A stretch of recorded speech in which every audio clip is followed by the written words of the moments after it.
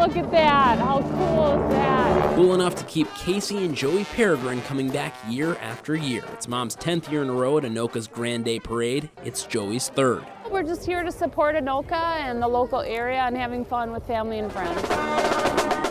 With a few marching bands and more than 150 floats, organizers say it's the largest parade in Minnesota. They also say it's the longest running. But sometimes even Minnesota institutions are in line for a change.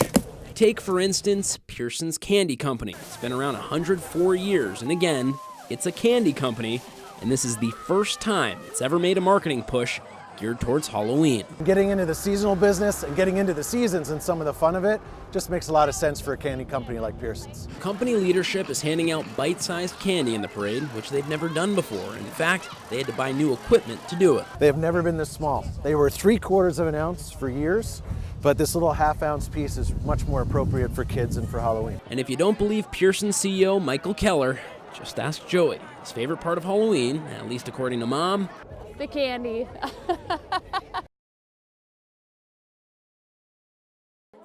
This is really exciting for us. What's happening here is new. The conversation, the venue, and the people participating. I found that this was sort of a shared passion of teachers really wanting to have an impact on policies that were impacting their work with their students. This is Educators for Excellence, or E4E. The Minnesota chapter is the 4th for the national nonprofit. It already boasts 550 Twin Cities teachers. Each one wants to bring their classrooms closer to the policymaking process. For too long, these decisions have been made without teachers present at the table. Tonight, the discussion is focused on QComp, Minnesota's policy on teacher pay and performance. It's brainstorming, bantering, and bouncing ideas around the room. What's working for kids? What's working for teachers?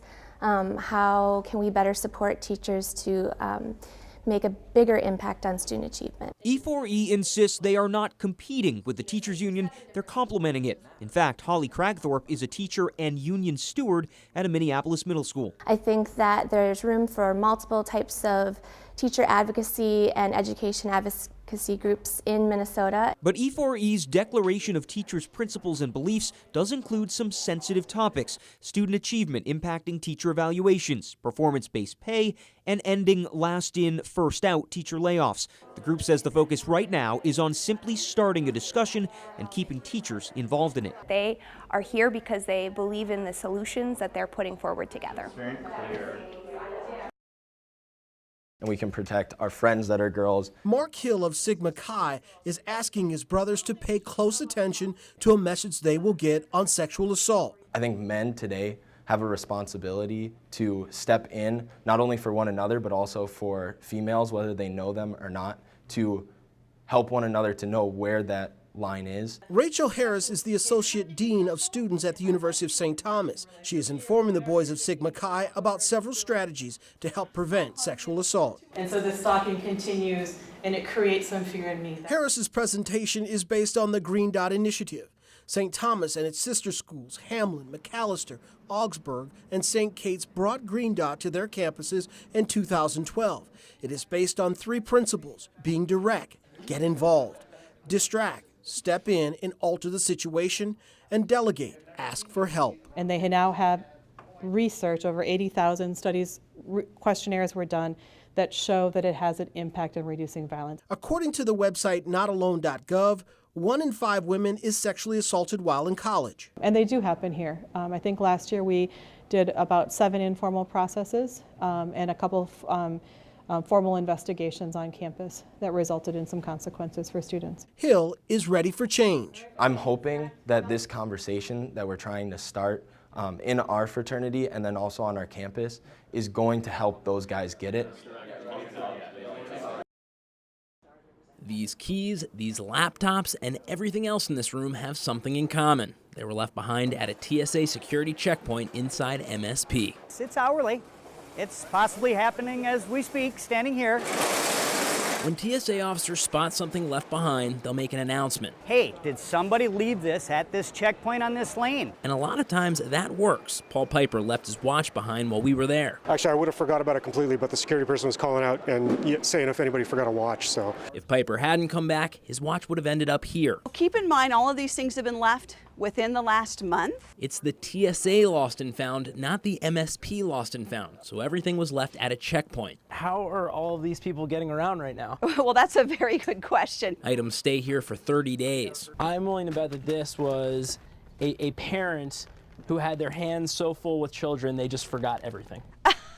After that, they become federal property, and oftentimes they're auctioned off. One tip for passengers is, when you leave the checkpoint, just double check your belongings to make sure you have everything you need and don't just say, I know it's in here. After all, some pretty important stuff comes through here, like when an Olympian walked through right after the Winter Games. She was talking with people, walking away, interacting with other passengers. It was really a nice thing, and all of a sudden I realized, miss, and I pick up the bin.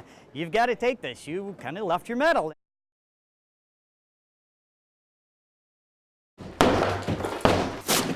This is a story about building up a new life by tearing down old homes. Get all this drywall off first. And Lonte Morris is writing the first chapter. If you got a little frustration you had built up or something, just take it out on the wall, knock the wall down, you know what I'm saying? After being released from prison a year ago, he started working for the Minneapolis nonprofit Better Futures Minnesota. The group gives workers second chances and new beginnings. They helped in every area I needed, with getting me closer to my children, getting me caught up on my child support, getting me housing. They may have done some bad things in the past, but they're not bad people. The other option is to... Steve Thomas with Better Futures Minnesota helps recycle lives, and they use that same blueprint on homes like this one in Edina. The method we use will achieve a recycling rate or a reuse rate of about 90%. So only about 10% of these buildings will end up in the landfill. Anything in the home that can be saved is sold or recycled. This type of green deconstruction takes more time and is more costly. The contractor here does get a tax break for tearing down a home like this, but they would like to see cities offering some upfront incentives. So it'd be really nice to see the cities, kind of participate with us on this and offer discounted demolition fees or discounted permit fees or maybe some kind of a grant for doing it. Lonte Morris is building his future with every home he brings down. If you stick and stay dedicated to it, they can help you out in every area of your life. In Edina, Joe Mason, 5 Eyewitness News.